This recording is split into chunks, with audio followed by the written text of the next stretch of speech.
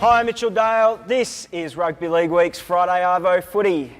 I'm joined on the couch today by Rocco Luca from Rugby League Week, Eric Growth Jr. from the Cronulla Sharks. Thank you for joining us, boys. Just the one game tonight. Thank Christ we're almost out of these shortened rounds thanks to the Origin period. Blasphemy. Well, I'm passionate about it. I just want to see 2 games of footy on a Friday night. You're passionate about Christ? I'm passionate about seeing 2 games of footy on a Friday night. Do you listen? Yes. Anyway, we got the Seagulls and the Tigers tonight. Now, we went and caught up with Brett Stewart at Manly during the week. He says that the Tigers ambushed them in that game at Leichhardt in round 5, so we'll have a listen to what Brett says. Oh yeah, probably a little bit. You know, they really embarrassed us, I suppose, at Leichhardt. So hopefully, the tides will change on Friday here in front of a packed house, hopefully at Brookie. Yeah, embarrassed. So you can tell the Eagles, they want a bit of revenge because it was a pretty spiteful encounter. It definitely was, Mitch. Not many people would have saw that coming out at Leichhardt. Manly last week, they were just off. The Dogs caught them, beat them at every aspect of the game. I think you'll see a fired up Eagles side this week and they'll look to atone for that loss at Leichhardt. Yeah, especially at Brookvale. Now, at Leichhardt, it was a real clash of the forward packs. Aaron Woods really took it up to Manly. So we spoke to a few of the Tigers and that's where they say this game will be won and lost. Oh, personally, I think that they've been, a consistent team over the last few years. Opposition-wise, they're going to be strong. Last time our forwards come up against them, we worked really hard to try and get over the top of them, and they're going to be turning up to try and get us. So I think the game's going to be one up the middle, and playing them at home on their grounds, it's going to be even harder task for us. So, today's our first session back, so we're going to have to work hard out here and get stuck into each other. It doesn't matter where you come up against Manly, it's always going to be a tough game, and going to Brookvale, it's a similar ground to Leichhardt Oval. It's very intimidating for opposition teams going there in the crowds in your face. So it's going to be a big challenge for us, but one that we're looking forward to. Yeah, what do you reckon, mate? Clash in the forwards? Mate, definitely, mate. Hasn't Aaron Woods just come of age so early in his career? Like, he's not an old fella. He's playing like he's played for bloody 10 years. He looks like he's played for 10 years. He looks like he had some gorgeous hair in Origin on Wednesday night. Nice little tease fringe with a little headband. It was a little bit 80s rock, wasn't it? Yeah, a little bit 80s up here, lumberjack down there. I'm loving him. I love him. He's a big, sexy, hairy man. I just want to give him a big hug. We're getting off topic again, Eric. I just wanted to know about the forward clash. Mate, the forward clash is going to be massive, mate. Like Rocco said, mate, the Manly want to atone for the previous week, and I just reckon it's going to be a real up-the-guts kind of game, mate, because this time of year too, it's starting to get towards finals. People are trying to stamp their authority and show that they're final worthy. And mate, no 2 better teams. Look, like you were saying about Tigers have kind of fallen off a little bit over the last few weeks.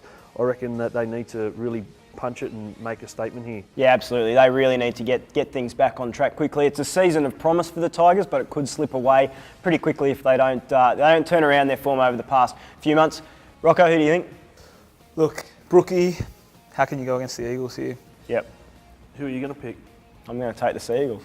Yeah, I'm going to take them too. Ooh, we agree. All 3 of them. Now, We're also, while we're on the Tigers, looks like Braithen Astor going to retire. Yeah, that's a real shame. I reckon he was playing some career best form over the last few weeks. It's a real shame to see him do that injury and probably miss his chance at being involved with the 300 club. So it's a real shame. He's such a legend bloke and player, mate. It's going to be a sad loss for rugby league. Yeah. Look, he's probably going to fall about 12 games short. Looks like he will retire. He's not contracted next season. Hasn't said anything about his future, but has sort of hinted throughout the year that this could be his last year. So still a good career. He's done everything. Played for Australia, played for New South Wales, won grand finals. So as you say, will be a loss to the game. Right, one team that won't be playing this weekend, of course, is the Roosters. They have the bye.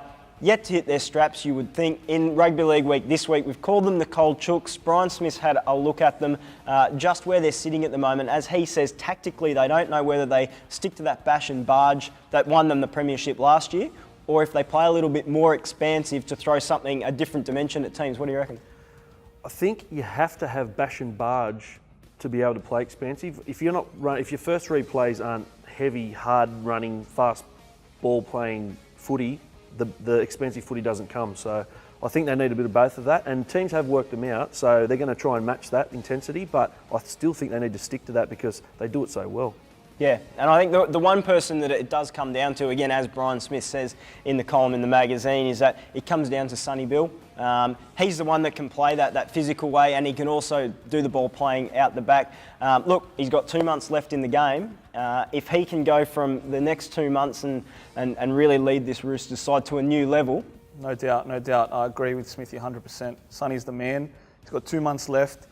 He needs to get it going now, and what a story to be. 2 years at the Roosters, 2 premierships, so he needs to pick it up. Could be a pretty interesting way to finish his career in footy. And yeah, no doubt. And just on a side note, Mitch, I've got a stat for you. Stat! Another struggling team at the moment, the Rabbitohs. Since the Roosters and the Rabbitohs played each other in round 1, they've actually mirrored each other's form for the corresponding 17 rounds. So when the Rabbitohs win, the Roosters win. When the Roosters lose, the Rabbitohs lose. So look for that going forward. Stat? Why can't you bring stuff like that? Mate, I get paid for charisma, not stats. If you want to double my salary, I'll happily bring a stat each You're not week. getting paid at all this week if that's the case. But very interesting point. 2 teams, both have the byes this week. Neither side's really hit their straps, but both sides could still be pretty dangerous, sitting in and around that top 4. Very interesting to see how they come out of this week. Boys, I have a mole tip for you. Love it when the mole's got a little sneaky tip. Right, well, Wayne Bennett's all over at the Knights, of course. The mole reckons that it's pretty close to a done deal now at the Dragons. So for a long time, the mail was that he'd go back to Brisbane, but it now looks like the Dragons are back in the lead for his services from next year. Yeah, that was a little bit of a shock to me. I didn't see that coming, to be honest, but I think it's a great thing. Mary McGregor's done a great job since taking over, but I think he could learn so much if he's just sitting under Wayne Bennett as an assistant. I think he'd welcome something like that. It'd be so great for his coaching career later on. Yeah, that's right. Look, the story from the Mole is that Bennett doesn't get on with 1 or 2 people in the hierarchy at the Broncos, and that may affect their chances of signing him. However, depending on what happens with the salary cap scandal there at the Broncos, if a few people are forced to leave, could open the door for the Broncos, but at this stage could be the Red V return for Wayne Bennett. Well, if you love the Moles tips, I love it when you do the Encouragement Award. So what have you got? You love something I do. That's very nice of you. I think you're outstanding at the Encouragement Thanks Award. very much. Yeah. Well, the Encouragement Award this week goes to the editor of a Queensland newspaper who, after the Origin, then the very next day had the headline Frauds. Just give us some credit, mate. This is going to you for keeping the crap going on and the rivalry happening. I'll try and get another one so I can give one to each of your heads.